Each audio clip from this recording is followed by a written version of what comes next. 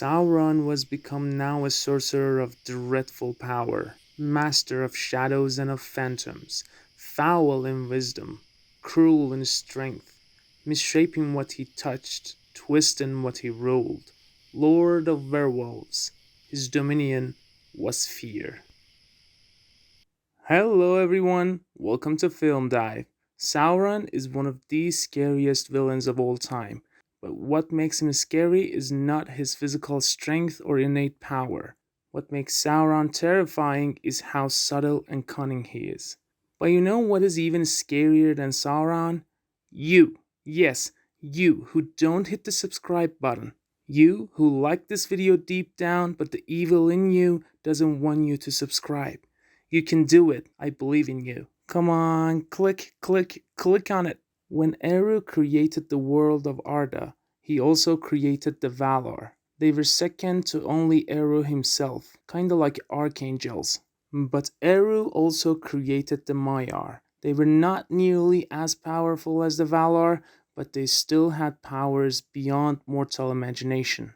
Gandalf, Saruman, and Sauron are some of the most well-known Maiar. At first, Sauron was a student of Aule, the craftsman of the Valar. Under Aule, he learned the art of craftsmanship. When Melkor, the strongest of the Valar, aka Morgoth, got jealous of Eru's power to create life, he vowed to destroy all creation. Some of the Maiar joined his cause, and among them was Sauron.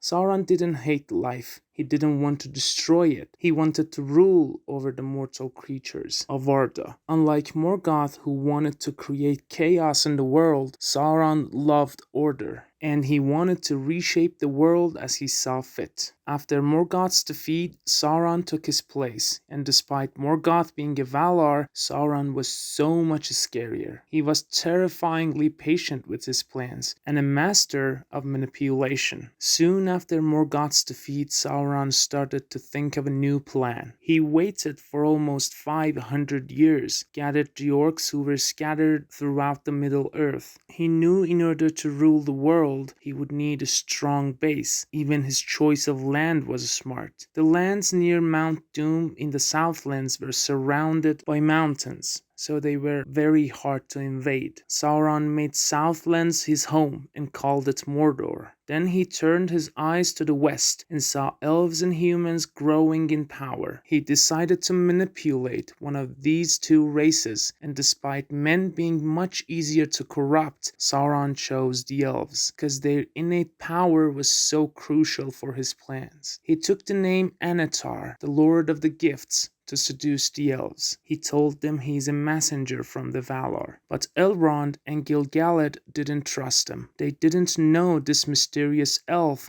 and couldn't trust his intentions. Next, Sauron tried his luck with Celebrimbor. Sauron taught Celebrimbor the secrets of craftsmanship, and Celebrimbor welcomed him with open arms. For years, Sauron waited, disguised as a kind elf, and when the time was right, he made Celebrimbor create the 16 Rings of Power. You see, the fact that Sauron spent so much time and energy to create something that would destroy the kingdoms without war shows how smart and calculative Sauron is, and that's the scariest type of villains. After the creation of 16 Rings of Power, Sauron goes back to Mount Doom and creates the One Ring. He puts a large portion of his power in the ring to control the other Rings of Power. And as his first act, he uses the ring to complete the construction of the fortress of Barad-dûr near Mount Doom. It is true that Celebrimbor senses the creation of the One Ring and locks the other 16 in a vault. And he also creates 3 other rings himself to stand against Sauron. But Sauron knew that one way or another,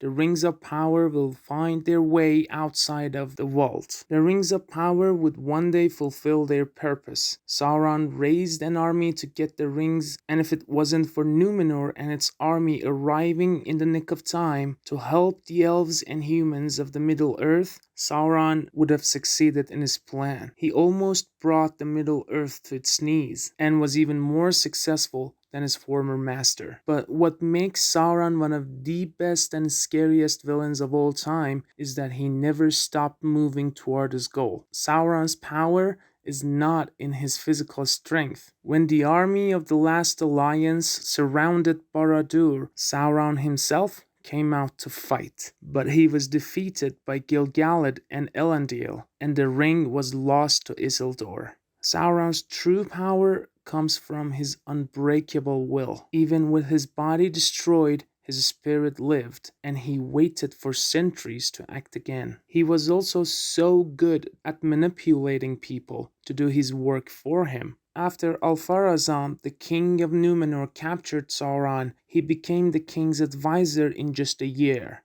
Yes, a prisoner to king's advisor in just 1 year. When he was in Númenor, Sauron used Alfarazam to corrupt the land of the star. He built a temple to worship Morgoth and practiced human sacrifices. Sauron used Alfarazam's fear of death and his envy towards elves and their immortality, and convinced him to attack the Valar. This caused Eru to send huge waves that destroyed Númenor. Without any war, Sauron completely demolished Númenor. He got hit by the waves himself, and his body was destroyed once again.